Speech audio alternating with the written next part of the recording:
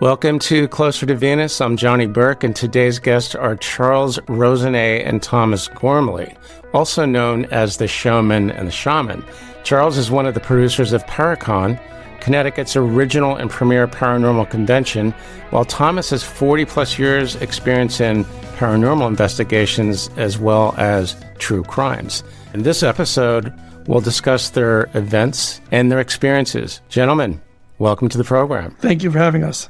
The paranormal, what got you guys into this in the first place? Charles, let's start with you. I got into it tangentially because I've always been a horror guy. I loved everything that was adjacent to paranormal, the horror movies, monster stuff. I do Dracula tours to Transylvania, and I've always been what they call a monster kid. Grew up building the models, reading the famous monsters of Filmland magazine, watching every possible movie.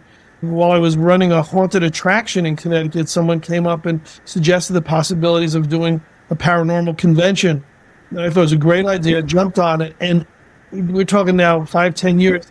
I've been so immersed in the paranormal that went from a paranormal convention in Connecticut to one that we do together in Salem, Massachusetts. Thomas and I do the Connecticut one. We also do paranormal investigations every other month. And I've become this person who just loves everything connected with paranormal events.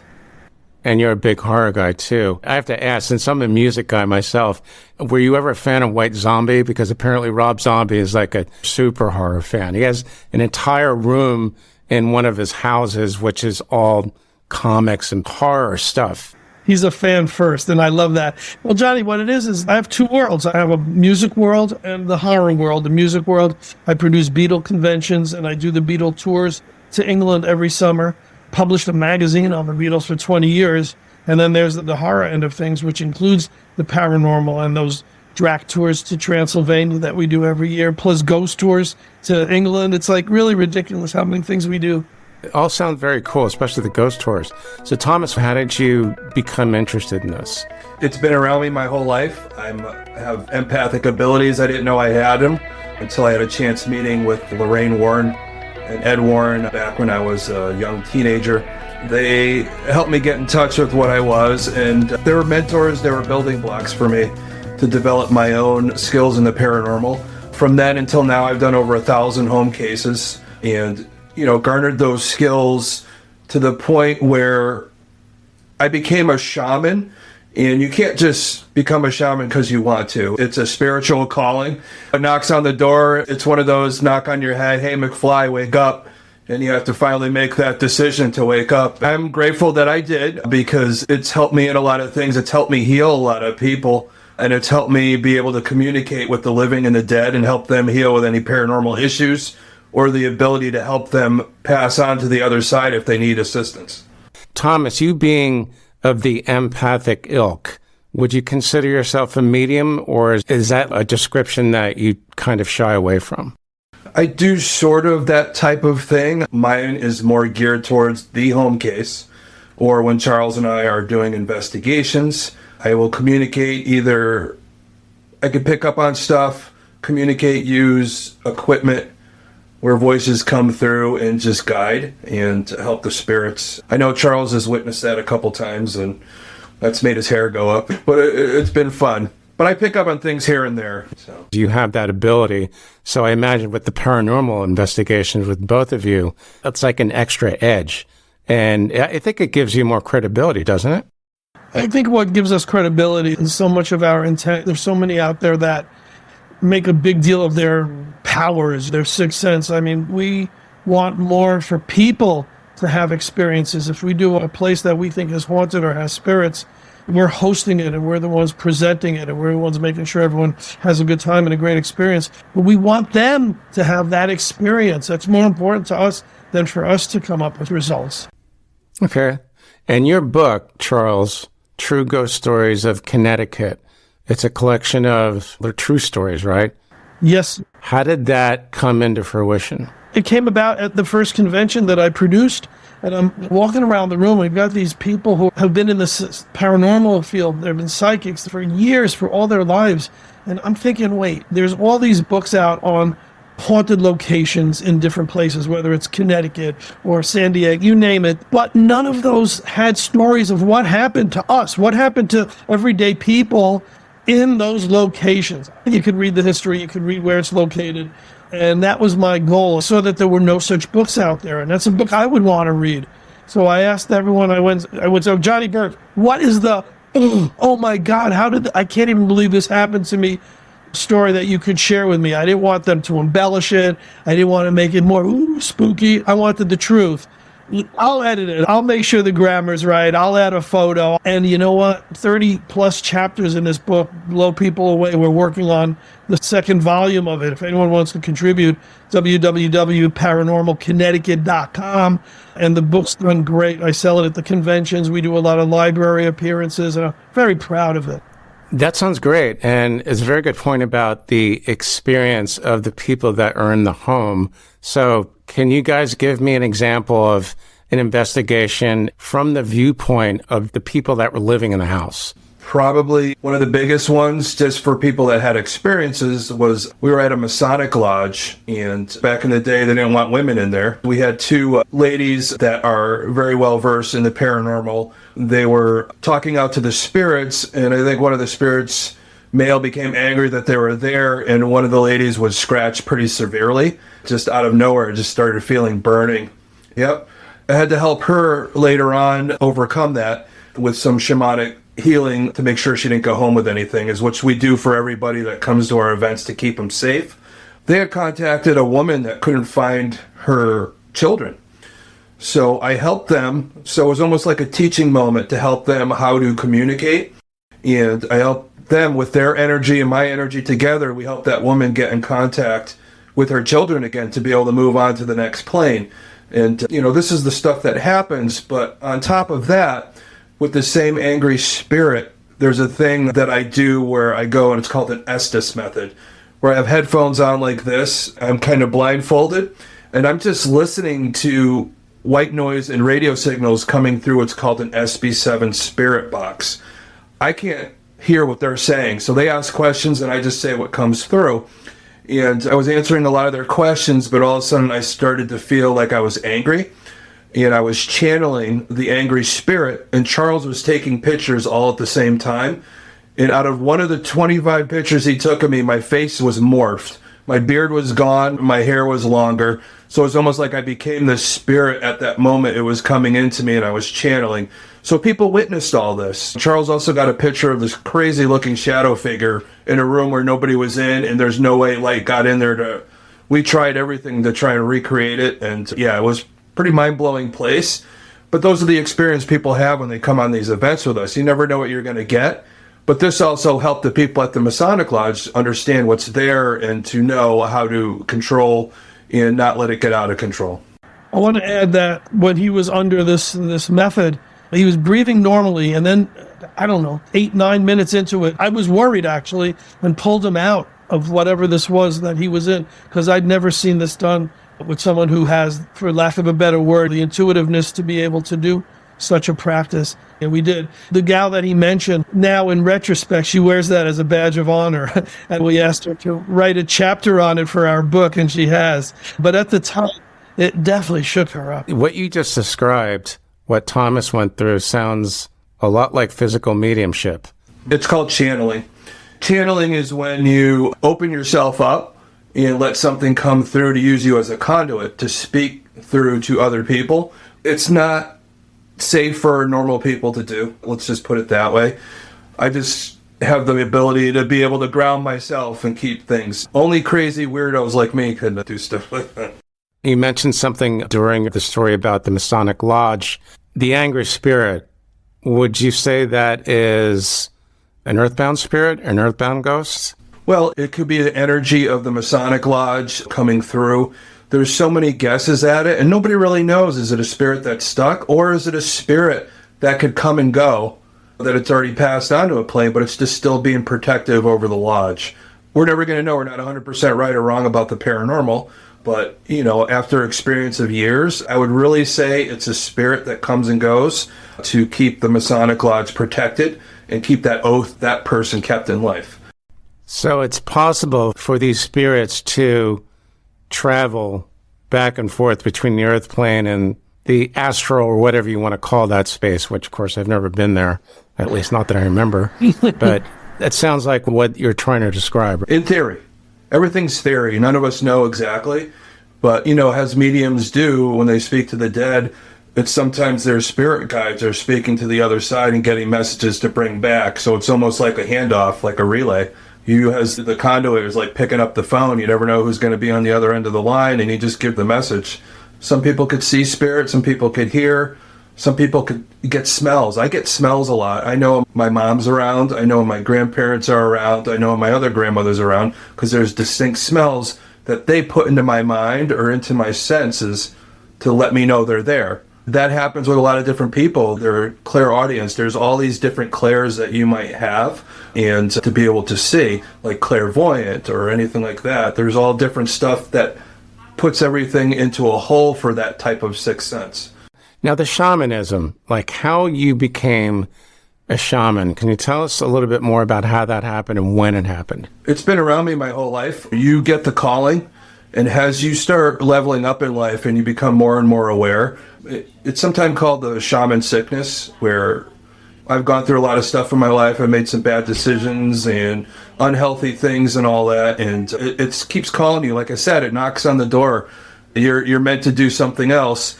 And it took other shamans to make me realize that came into my life over the years of being in the paranormal.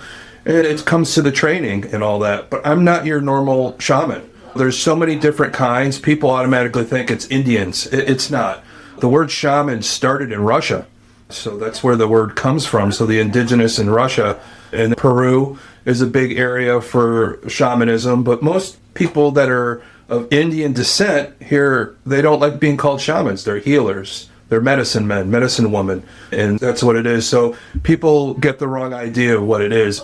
It's all it is somebody with knowledge that's able to communicate and go back and forth into the spirit world, sometimes using different ways of doing it, of meditation, or some people like to use drugs that are hopefully legal in some countries. But for me, I'm able to get there with meditation. I'm able to put myself in what's called theta wave, where I open myself up, and it's almost like that dream sense where you're about to fall asleep and wake up.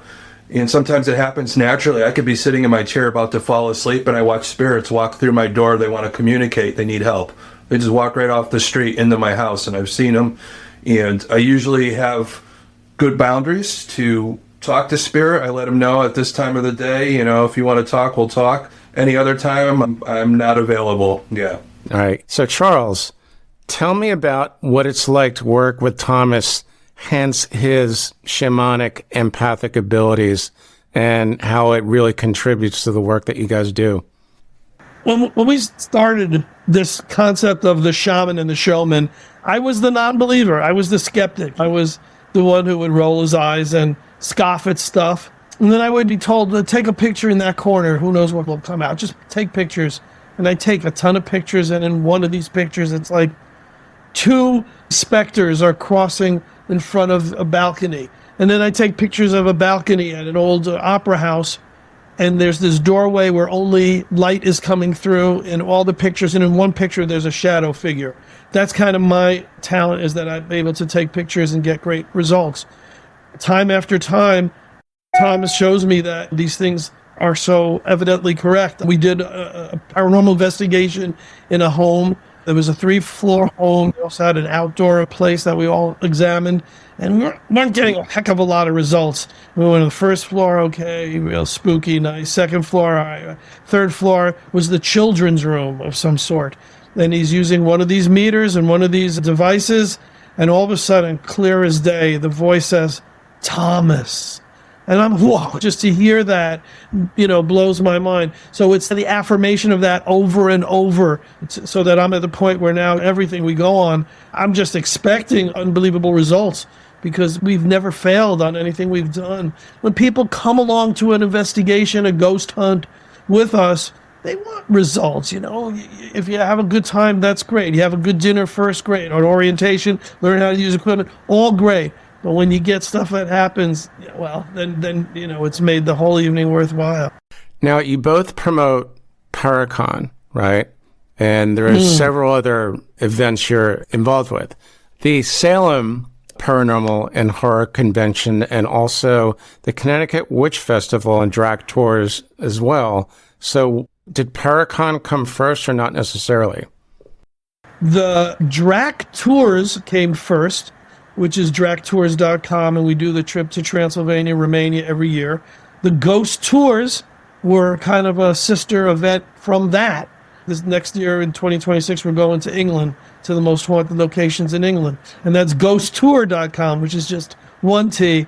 The order of events was then the Paranormal Convention in Connecticut, which this year is our 5th annual, and it's a combined Paranormal Convention and True Crimes Conference.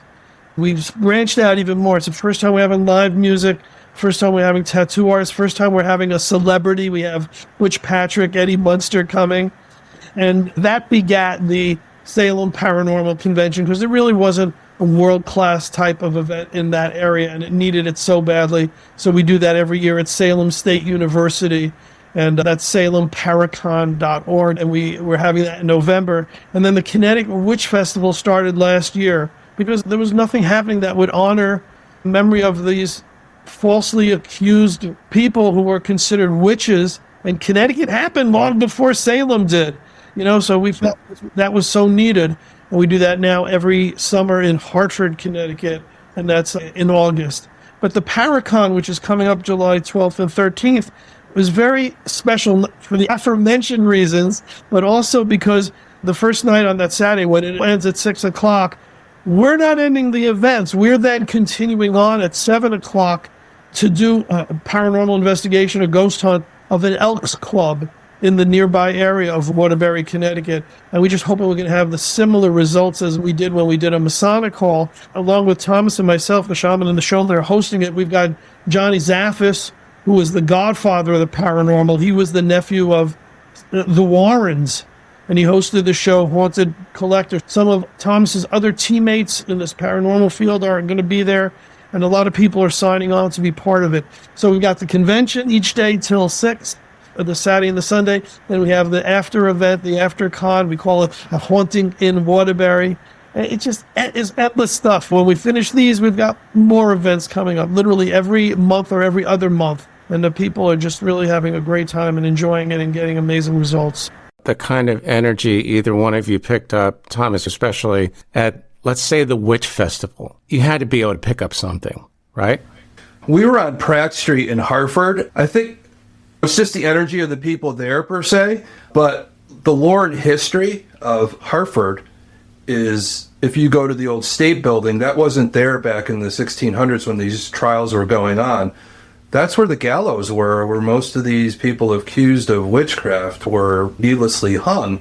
So that's nearby in the city. The first person put to death in the New World, basically, was Alice Young. She was out of Windsor, and a lot of it occurred in Wethersfield, Connecticut. So there's some, ode to them there at certain places. But there's nothing in Connecticut. It's not like Salem. I know Salem is more of that commercial. But the ancestors of the men and women here in Connecticut are very protective of their ancestors, and I don't blame them. They worked really hard to get them exonerated after 300 and some odd years. But we want people to know, we call it the Connecticut Witch Festival, but that brings people in so we could educate them about that part of our history and not to repeat it again. It still happens today on social media. Yeah, your social media, people bully each other to the point where they say, you do this, you do that, gaslighting them to say they are something that they're not. We want to bring that type of history back alive. Everything we do, guys, is educational and entertainment. I'm an entertainer. I'm the showman. So I want people to walk away, hey, that was fun.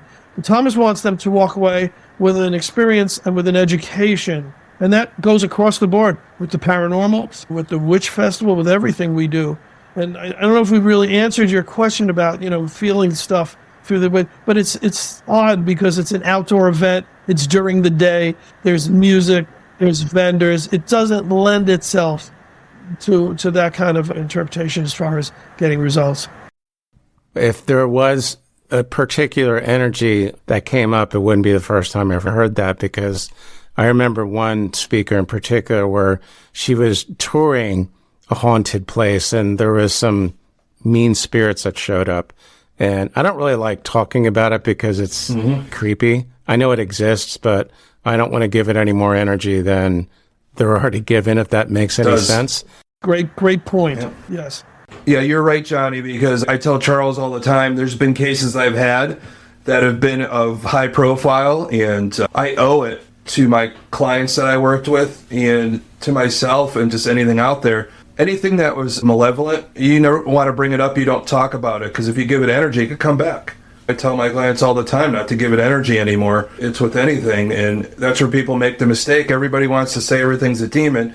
It's not. And even if it was, you shouldn't be talking about it anymore. You're giving it power again. That's what it wants. So, and we got to keep people educated to know that. It's a really good point, because any mediums, psychics, or empaths always have protection rituals.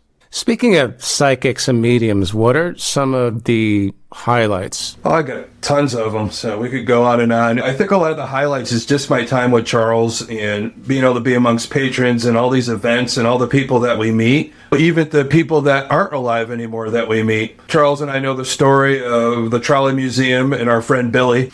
Our friend Billy there, the spirit, first night he came through, wanted to go to college, but for some reason he didn't. The next night that we went back to the Trolley Museum, we like to do 2 nights to get different types of energy and make sure everybody gets an opportunity. So Billy came through again, and we're using devices. Devices were going crazy, and people were starting to feel some really heavy energy and had to sit down. I contacted Billy again, but this time I picked up video in my head, how I pick it up. It looked like World War II. So I said to Billy, Billy, if you went off to World War II, did you die? And if he died, he didn't get to go to college. So I told Billy, I said, Billy, you going off to war and dying for our country is college. As soon as I said that, you could feel a rush of energy go up the trolley. All the instrumentation went to zero. It looks like Billy made the decision to move on because his question was answered. That was pretty profound. I think nobody on the trolley talked for like 15 minutes. They're still trying to get their jaws up off the ground. I had one woman come up to me and says, I've been in the paranormal for 30 years and I've seen a lot of stuff. She says, I've never seen that happen. So that could be an example of aiding a spirit to move on towards the light. He made it happen. He found that missing element in what this spirit needed to cross over. And when he said, you went to college, you served the army, you fought for our country, you gave your life for us. It was just boom to clunk, the opposite of the meters. Everyone's heaviness just dissipated. It was unbelievable. Very good example. Anything else we need to know about the spirit world and ghosts and things that go bump in the night? Anybody in this field, they're just afraid of us as we are of them, majority of the time. So I know people freak out when they hear things. Don't freak out. Be curious. See what's going on. Make sure it's something actually going on. But anytime I walk into a place, I go in with the greatest intent. What you put in is what you're going to get out. If you go in guns blazing and all that, you're probably going to get guns back. So that's why we teach people those types of things. They're just like us. They just don't have the meat suit anymore. They still have, in theory, a consciousness, and they still have that, that back and forth. If they were a jerk in life, they're probably still a jerk. Doesn't mean they're a demon. Just means they're a jerk. Serial killers die too. You could run into those. You never know what you're dealing with. That's why you have to have that experience and that ability to discern what you're dealing with and to be able to go from that. The intent is, I think, and I've been told this many times, is as important as anything else. A lot of these intuitives, empaths, whatever you want to call them, will say, I only want those of the highest light and everyone else is not welcome. Some kind of permutation of that. Great. So I think we got a pretty good idea of what your people that come to your events are going to expect. It's going to be educational. It's going to be fun. Definitely. And they'll be able to get readings. The vendors, every imaginable reader is going to be there and healer. So in addition to being able to buy the merch, being able to meet the guests, get autographs, they'll be able to sit down. And whether it's a tarot card, whether it's palm reading, whether it's reading bones, they're all going to be there. And the next event you have coming up is next month. It's July. 12th and 13th. 12th and 13th. And it's Para Conn with 2Ns.org. And that's everything you want to know will be on that website, Paraconn with 2Ns.org. If our listeners want to reach out and learn more, paraconn.com with 2 Ns. Yeah. .org. Yeah. We'll list your individual Instagrams as well. It's great. And guys, thanks for joining us tonight. Very, very cool stuff. And I'll make sure to let our listeners know that your event's coming up. You've been listening to Closer to Venus. I'm Johnny Burke. If you enjoyed this episode, please consider subscribing. For more info, go to closertovenus.com. Thanks for tuning in, and we'll see you next time.